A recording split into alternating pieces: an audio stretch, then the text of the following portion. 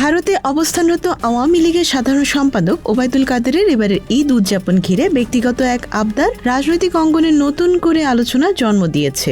দলীয় সূত্র বলছে, নির্বাচন সদৃশ পরিস্থিতিতে থাকা এই শীর্ষ নেতা আসন্ন ঈদে দলের সভাপতি ও সাবেক প্রধানমন্ত্রী শেখ হাসিনার সান্নিধ্যে সময় কাটাতে চেয়েছিলেন, তবে সেই ইচ্ছা পূরণ হয়নি, বরং স্পষ্টভাবে তা নাকচ করে দেন হাসিনা। দলীয় একাধিক সূত্রের বর্ণনা অনুযায়ী সাম্প্রতিক এক ফোনালাপে কাদের আবেগঘন কণ্ঠে বলেন, আপা আপনার সঙ্গে এবার ঈদ করতে চাই। জবাবে শেখ হাসিনা তির্যক ও কিছুটা কঠোর সুরে প্রতিক্রিয়া জানিয়ে বলেন, আমি কি এখানে বেড়াতে এসেছি যে তুমিও বেড়াতে আসবে?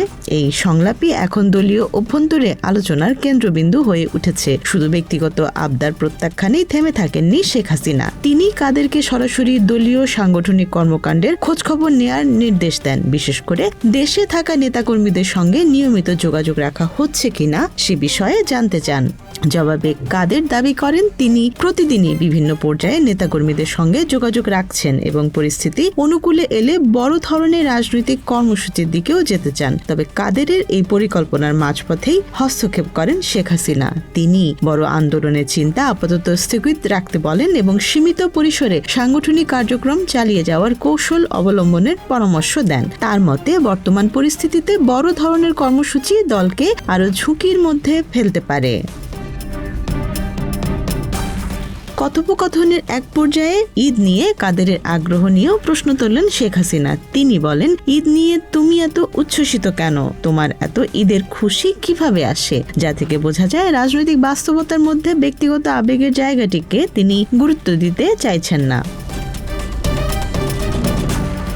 দলীয় অর্থায়ন নিয়েও ছিল গুরুত্বপূর্ণ আলোচনা। শেখ হাসিনা ব্যবসায়ী মহল থেকে অর্থ সংগ্রহের বিষয়ে কাদেরকে সক্রিয় হওয়ার নির্দেশ দেন। সংগৃহীত অর্থের একটি অংশ দিয়ে মাঠ পর্যায়ে নেতাকর্মীদের সক্রিয় রাখার পরামর্শ দেন তিনি। তবে কাদের এ সময় জানান, আওয়ামী লীগ ঘরানার অনেক ব্যবসায়ী বর্তমানে চাপের মধ্যে রয়েছেন এবং তারা আর আগের মতো চাঁদা দিতে আগ্রহী নয়। এতে কিছুটা ক্ষোভ প্রকাশ করে শেখ হাসিনা বলেন, যারা এমন করছে তাদের বলে দাও, এক মাঘে শীত যায় না।